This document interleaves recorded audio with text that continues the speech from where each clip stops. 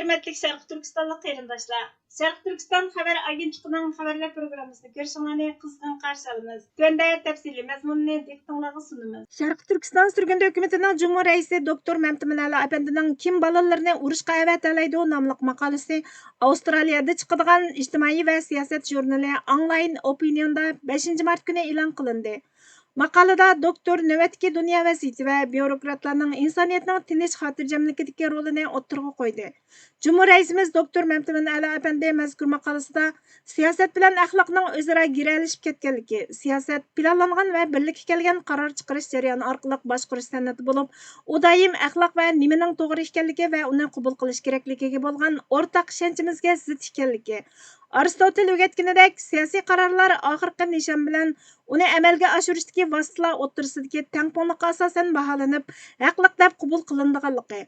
Axloq qarshida vosita va maqsad cho'qim nisbatda bir-birini aks ettirgan bir munosabatda ideal bir o'xshash qurilmaga ega bo'lishi kerakligi. Ba'zida natijada axloqsizlik bo'lmagandimi, nishonga yetish uchun qilingan harakatlarmi axloqning sirtida hisoblanadiganligi. Masalani keltirib chiqaradigan muhim omillarning biri bürokratlikning xarakteri ekanligi. Bürokratlar tarafidan chiqarilgan yoki tekshirilgan nurg'un qarorlar shaxsiy ko'z qarashni emas, balki shaxsiy bo'lmagan qarashni asos qiladiganligi. Bürokratlarning nihoyatda oz so'roq qilinadiganligi. Qonuniy jihatdan tekshirilmaydiganligi, xalqaro to'qinish hukumatning mablag' bilan ta'minlanishiga munosabatlik bo'lg'achqa, shaxsiy ishxona boshqarishdagi bu xil mas'uliyat tuyg'usining kamchil bo'lishi g'arb dunyosining qaror chiqarishdagi masala ekanligi. Bunda shaxsiy mas'uliyat tuyg'usining kamchiligi ba'zida sap razil kuchlarga qarshi tinchlikni saqlash uchun urush lozim bo'ladiganligi. Bundan boshqa urushning oldini olish uchun har qancha ojiz bo'lsa-mu tinchlik to'g'risida suhbatlashish kerakligi. Haqiqiy masalaning siyosiy yo'llarning qarorlariga bürokratlikning daxli tartibsizligidan halqib, shaxsiy muomala qilish bo'lib, bu urushqa o'z bolalarini avatmaslik masalasida ko'rinadiganligi. Tarixda bolalarini urushqa avatgan siyosiy yo'llarning bo'lganligi. Rahbarlar va fuqarolarning urush yukini zimmasiga olishining haqiqiy ma'nodagi tinchlik va uzoq muddatli gullanishni ilgari surib, rahbarlarni xalqqa bog'laydiganligi. Buning ularning qanchalik ulug' rahbar ekanligini o'lchaydigan o'lcham bo'lib qolmasdan, ularning insoniyatning manfaati, o'rtaq manfaat uchun chiqargan qarorlarning oqibatiga uchraganlikdan texmi cho'nqur ta'sir ko'rsatadiganligi. Eng muhimi, asli masalaning ularning eng oxirida yaxshi bürokrat emas, balki odatdagi kishilarning azob-uqubat va qurbonliklarini oldin ko'ra oladigan, tajribadan o'tkaza oladigan ravrus bir inson sifatida harakat qilish kerakligini bayon qilgan. Tailand amaldorlari Xitoyga qaytarilgan Uyg'urlarning ahvolini egallash uchun Sharq Turkistonga boradi ekan. Bangkok pochtasi xabar torining 5 mart kunidagi xabariga qaraganda, Tailandning muavin bosh ministri Phumtham Wechayachai va Adliya ministri Tavi Sodisongning 18 mart kuni atalmish Xinjiangni ziyorat qilib, Tailandda 11 yil tutib turilgandan keyin Xitoyga topshirilgan 40 nafar Uyg'urning ahvolini tekshirdiganligini aytgan. 27 fevral kunidagi harakat xalqaro jamiyatning tanqidiga uchragan bo'lib, Tailandning muavin bosh ministri Phumtham Wechayachai oldingi chorshanba kuni hukumatning qonunning talablariga asosan Uyg'urlarni Xitoyga qaytarganligini, hech qanday bir davlatning mahbuslarni elib ketish taklifini bermaganligini aytgan.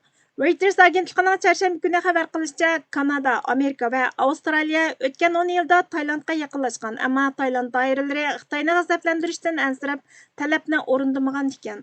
Davlat mudofaa ministri Phumtham Tailandning Uyg'urlarni 11 yil masala tug'dirmay kutib olganligini, hukumatning Birlashgan Davlatlar Tashkiloti musofirlar oliy komissaridan ularga dastlabki bir qancha yilda musofirlik salohiyatini berishni talab qilganligini qayta ta'kidlagan.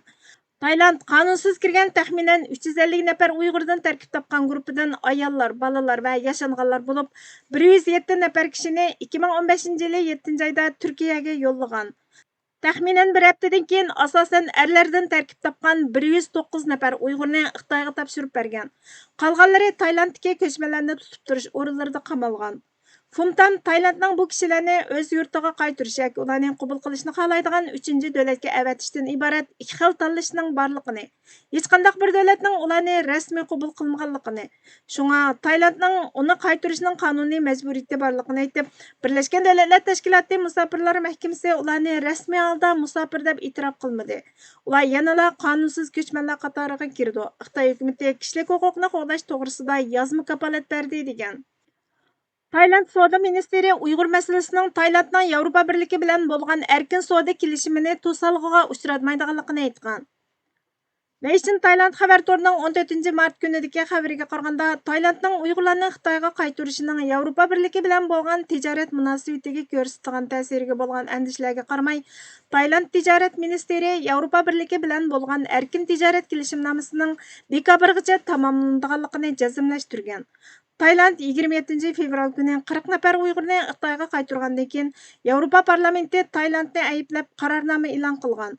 Qarornomada qaytarilganlarning xohlagancha tutqun qilish, qiynash va har xil inson haqlari dafsanchiligi xatiriga duch kelganligini, boshqa davlatlarga o'rinlashtirish kerakligini o'ttirg'a qo'ygan. Tayland savdo ministri Pichai Nariptafan juma kuni Uyg'ur masalasining savdo suhbatiga ta'sir ko'rsatmaydiganligini ta'kidlab, o'zining Yevropa savdo iqtisodiy bexatarlik davlatlararo munosabat komissari Marosh Shefovich bilan ahamiyatli suhbat elib berayotganligini, suhbatning 12 oyning 25 kunigacha davomlashadiganligini aytgan. Xalqaro savdo suhbat bo'limining bosh direktori Jotima Imsavastikolmo 31 martdan 4 aprelgacha davomlashadigan Yevropa ittifoqi sahibxonlik qiladigan 5-navbatlik suhbatning plan bo'yicha elib berilganligini aytib, biz bu bosqichda masala yoki suhbatning kechikish alomatlarining yo'qligini, Yevropa parlamenti kun tartibga elib kelgan temalarning asosligi iqtisod, siyosiy va bexatarlik bilan munosabatlik ekanligini o'ttirg'a qo'ygan. Tayland hukumatining qat'iy maydoni Yevropa ittifoqini tashqi siyosiy besimga qaramay, savdo suhbatining davomli iqtisodiy masalalarga markazlashtiradiganligidan xotirjam qilishni talab qiladi ekan. Millat va yurt vatan davosini hal qilish o'rniga o'zaro bo'g'ishishlar, partiya yoki guruh propagandalarini bozorga selishlarmi bizcha bo'lganda ma'naviy asoratdir. Ajaba biz kim uchun millatni va xalqni qurbon qilib beryapmiz?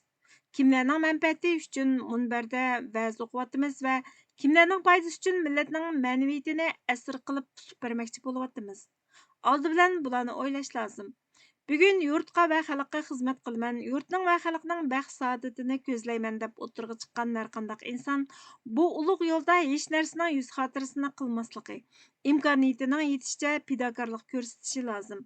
Mayli eg'zida, mayli ko'nglida bo'lsin, xalq, yurt, vatan deyotgan har qanday bir shaxs bu ulug' yo'lda biror guruhning yoki biror iqlimning doirasida so'linib qolsa, millatning orzusi va tushunchasini nuqta holatida bilmasa, u chog'da xalq boshqa bir yerda qolgan bo'ladi.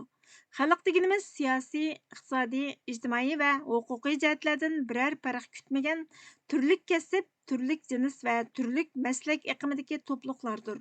Xalqparvar bo'lishni xohlagan har bir kishi oldi bilan butkul ma'naviyat hamda bir butun mavjudiyati bilan ushbu insonlar to'pining tushunchasini o'zida muhofazat qilganidek, ularning xususiyatlari, ya'ni millatning ma'naviy xosliqlariga ega bo'lishi lozim. Bugungi milliy mujodala mana bu asosda bo'lgandala o'z istiqomatini, ya'ni to'g'ri yo'lini topgan bo'ladi. Bir guruhga mansub bo'lib, ammo tushunchasi tor bo'lgan va har qanday masalaga biror guruhning hukmi bo'yicha muomala qiladigan bir xalqchi amaliyotda o'zining guruhvaz ekanligini oshkor qilib qo'ygan bo'ladi. Bundaq guruhvazlarning qilgan ish harakati millat va vatan davosi emas, shaxsiyat va guruh g'avg'osini tug'dirg'usidir. Xo'sh, bu to'g'rida bizning tutmoqchi va qilmoqchi bo'lganlarimiz millat mujodalasimi yoki guruh jidilimi? Bu tugunni yeyish uchun shuni esda tutish kerakki, Sharq Turkiston xalqining orzusiga, tushunchasiga va fikr ideyasiga hech qanday bir guruh va hech qanday bir taraf vakillik qila olmaydi. Xalq uchun ishlamoqchi bo'lgan har bir xalqchi amaliyotda mustaqil bo'lgan va mahdud bo'lmagan, ya'ni ma'lum bir taraf yoki iqimning bo'yinturg'iga kirib qolgan ushbu ma'naviy manbaning bir mahsuli va ya bir tomchisi bo'la olganda, ondan uning jimi harakati milliy va umumiy bir mohiyatga ega bo'la oladi. Bundaq ahvolda biror guruh, biror sinf yoki biror iqim maslak g'avg'olarining tug'ilishini ko'rishga imkoniyat qolmaydi. Eng oxirida shu muhokama va mulohazani o'tirg'a tashlaymizki, bizning tutib bormoqchi bo'lganimiz millat mujodalasidir. Guruh jidili emas. Hech bir guruh xalqqa vakillik qila olmaydi, chunki xalqning fikri va tushunchasi mahdud emas, balki mustaqildir. Burhan Muhammadning tarjimasidagi millat mujodalasimi yoki guruh jidilimi nomli maqoladan elindi. Manba Erkizdi 252 son 1949 yili 16 mart. Bugungi xabarlarimiz bu yerda oxirlashdi. Bizga vaqt ayirganingiz uchun ko'pdan ko'p rahmat. Kelar qatimki programmamizda ko'rishguncha Allohga omonat bo'lgaysizlar.